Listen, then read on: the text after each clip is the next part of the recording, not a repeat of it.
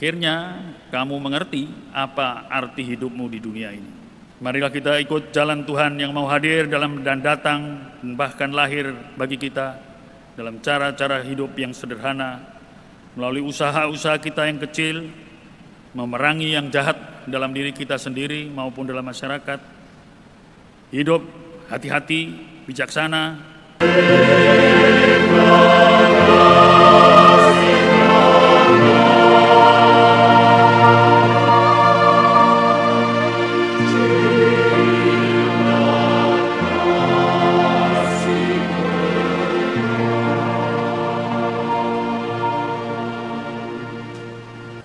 Dalam nama Bapa dan Putra dan Roh Kudus. Amin. Tuhan bersamamu. Lihatlah, sudah genap saatnya Allah mengutus putranya ke dunia. Bersama dengan antifon yang kita kutip dari Galatia bab 4 ayat 4, marilah kita mengalami sendiri kehadiran Tuhan, kelahirannya bagi kita, yang membuat kita sungguh bukan hanya terharu, tetapi sungguh mengalami sukacita karena Ia mau lahir bagi kita. Mohon ampun dan belas kasihan Tuhan kita yang lemah dan berdosa ini, agar diberi kekuatan untuk merayakan kelahiran Tuhan dalam hati kita. Hari ini telah lahir bagi kita seorang juru selamat, yaitu Kristus Tuhan. Hari ini telah lahir bagi kita seorang juru selamat, yaitu Kristus Tuhan. Nyanyikanlah lagu baru bagi Tuhan, menyanyilah bagi Tuhan, hai seluruh bumi. Menyanyilah bagi Tuhan, pujilah namanya. Hari ini lahir bagi kita seorang juru selamat, yaitu Kristus Tuhan. Kabarkanlah dari hari ke hari keselamatan yang datang daripadanya. Ceritakanlah kemuliaannya di antara bangsa-bangsa. Kisahkanlah karya-karyanya yang ajaib di antara segala suku bangsa. Hari ini lahir bagi kita seorang juru selamat, yaitu Kristus Tuhan. Biarlah langit bersukacita dan bumi bersorak-sorai. Biar gemuruhlah laut serta segala isinya.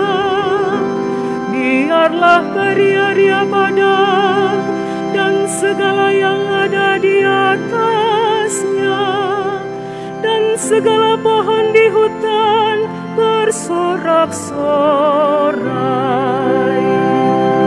Hari ini lahir bagi kita seorang juru selamat, yaitu Kristus Tuhan.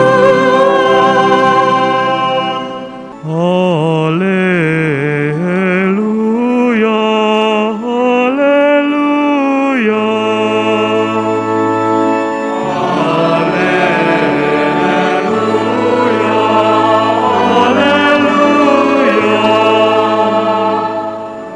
Aku memberitakan kepadamu kesukaan besar. Hari ini telah lahir bagimu juru selamat, yaitu Kristus Tuhan.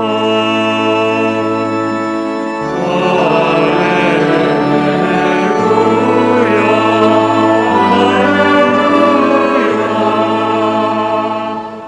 Saudara-saudara yang terkasih, seorang putra telah dianugerahkan kepada kita, bangsa yang berjalan di dalam kegelapan, telah melihat terang yang besar, seorang terang yang telah bersinar atas mereka yang diam di negeri kekelaman.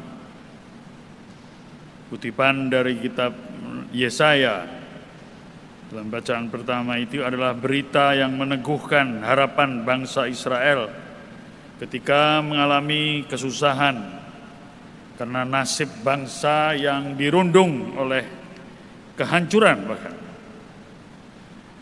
Berita pengharapan ini akan datangnya penyelamat diartikan selanjutnya dengan terang iman Kristiani, dengan kedatangan dan kelahiran Tuhan kita Yesus Kristus, Sang Immanuel, Allah beserta kita. Seperti biasa kita merayakan Natal dengan istilah umumnya atau internasionalnya dengan Christmas.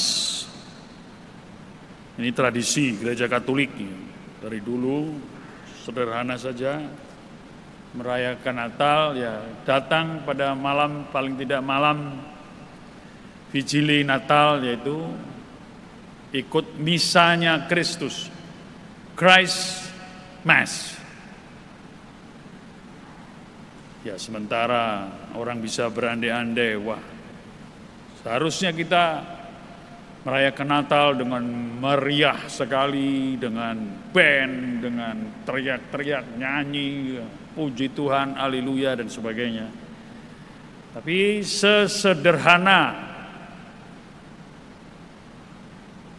kesederhanaan Tuhan datang ke dunia ini, lahir bagi kita. Itulah kesederhanaan yang sejati. Sederhana, mengikuti misanya Kristus. Dan sejak 2 tahun yang lalu kita sudah terpaksa dalam tanda petik merayakan dengan suasana yang sederhana dan prihatin. Misa dengan PPKM ya, membuat kita harus hati-hati, tidak rame-rame, bahkan misanya seperti yang diharapkan oleh banyak orang Katolik, bukan di sini-sini, di sana-sana. Misanya jangan panjang-panjang, 1 jam saja.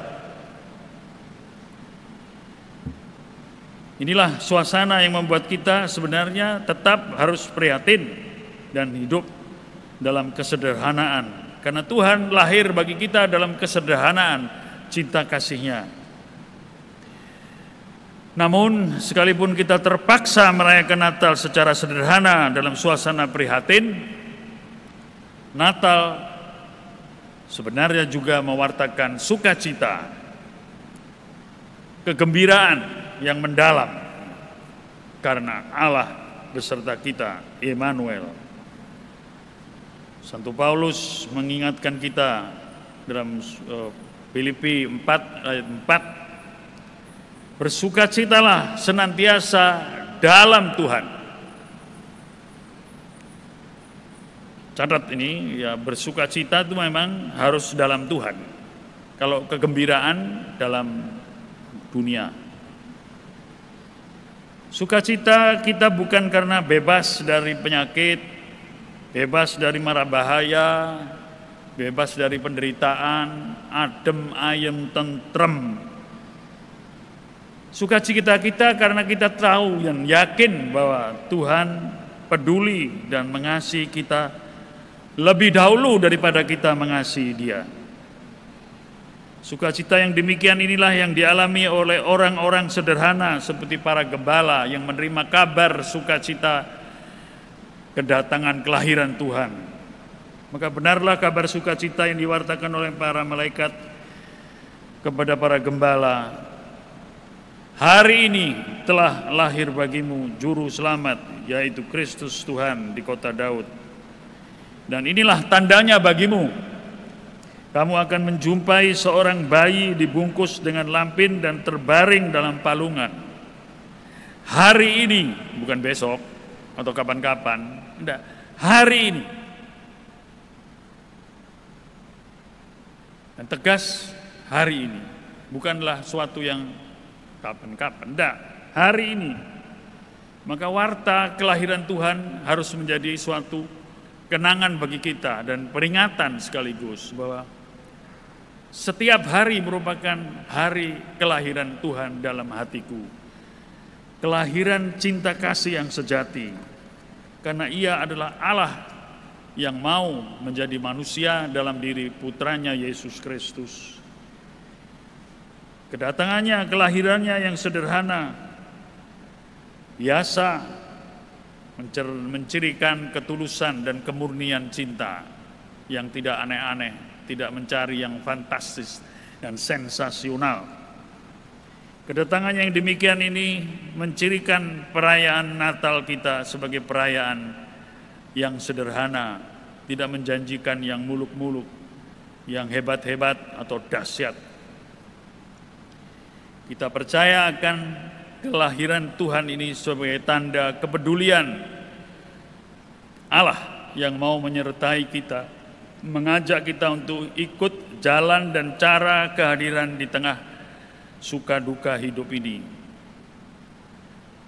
Kita sering menangkap secara keliru kehadiran Tuhan hanya dalam perkara-perkara yang hebat, yang perkara-perkara yang besar, yang luar biasa, mentakjubkan, dahsyat. Itu kebanyakan ya dalam bentuk mencari mukjizat, bahkan ada lagunya selalu. Mukjizat itu memang nyata, ya siapa yang bilang tidak nyata? Pokoknya menjanjikan dan berangan-angan akan masa depan selalu cerah. Apalagi menjelang akhir tahun ini, ya banyak yang mewartakan, oh don't worry, be happy. Tahun depan ya COVID akan hilang. Belum tentu. Nanti akan ekonomi akan prosperous, akan berlimpah. Sudah terjadi di zaman Israel itu, lihat bagaimana Yahweh Allah Israel. Wah, mengatakan suatu yang masa depan yang cerah, yang berlimpah, yang penuh dengan kelimpahan materi, rezeki yang berlimpah. Kita harus ingat bahwa Ia justru hadir dalam kesederhanaan, malah dalam hal yang sepele, yang biasa, dalam sapaannya, dalam salamnya. Saya mengalami COVID satu tahun yang lalu. Memang, ya pagi pertama itu bangun itu, ya itu merasa sapaan Tuhan betul, bahwa saya masih bisa bernapas dan hidup. Saya takut mati memang. Uskup juga manusia, ya jadi ya. Waduh bagaimana, tanda salib sampai 50 kali lebih, aduh. Kalau bisa bangun pagi dengan semangat, ya Tuhan terima kasih. Engkau menyapa aku, ya, dengan bisa menghirup nafas. Sesederhana itulah. Kita lupa karena dosa kita membuat kita lupa diri, lupa, kita menjadi lupa iman, sehingga kita hanya mau melihat diri kita sendiri, tidak mau peduli pada Tuhan yang berkarya melalui perbuatan-perbuatan yang sederhana dan biasa-biasa, lupa apalagi kepada sesama. Maka tepatlah pesan Rasul Paulus dalam bacaan kedua mengatakan, saudara terkasih, ini rahmat Allah yang menyelamatkan semua orang telah tampak. Rahmat itu mengajak kita meninggalkan kefasikan dan keinginan duniawi, supaya kita hidup bijaksana, adil, dan beribadah di dalam dunia sekarang ini dan menantikan penggenapan pengharapan kita. Barusan ini saya menemukan suatu doa yang bagus menurut saya untuk renungan Natal ini. Suatu puisi doa. Judulnya, ketika Tuhan menjawab doa kita dengan tidak, dan ketika Ia menjawab doa kita dengan ya. Ketika aku meminta Tuhan untuk mengambil kesombonganku, Tuhan menjawab tidak. Biarlah itu tetap ada padamu, supaya kamu lebih percaya diri. Tetapi sebaliknya aku memberi kamu kerendahan hati, penyerahan diri, dan ketulusan hati untuk hidup sederhana. Ketika aku meminta Tuhan untuk mengenyahkan segala penderitaan, penyakit, ancaman, malapetaka, bahaya, Tuhan menjawab tidak. Tapi sebaliknya kamu akan kuberi kesabaran untuk menanggung segala sesuatu dengan kekuatan rahmat cinta kasihku. Kesabaran itu hasil perjuangan, bukan semata-mata pemberian. Ketika aku meminta kebahagiaan, Tuhan menjawab tidak. Sebaliknya kamu kuberi berkat kekuatan hidup, karena aku menyertaimu, karena aku mengasihimu. Kebahagiaan itu urusanmu, kamu cari sendiri. Ketika aku meminta supaya kau jauhkan dari penderitaan, sakit, dan ketidaknyamanan hidup, Tuhan menjawab tidak. Karena semuanya itu akan membuat kamu mengalami seperti aku telah mengasihi kamu dengan salib yang membuat kamu dekat denganku. Ketika aku meminta supaya semangatku bertumbuh, Tuhan menjawab tidak. Sebaliknya semangat itu harus tumbuh dari keyakinan akan dirimu sendiri, keyakinan akan rahmat yang kujanjikan untuk tabah dan kuat dalam hidup hari ke hari.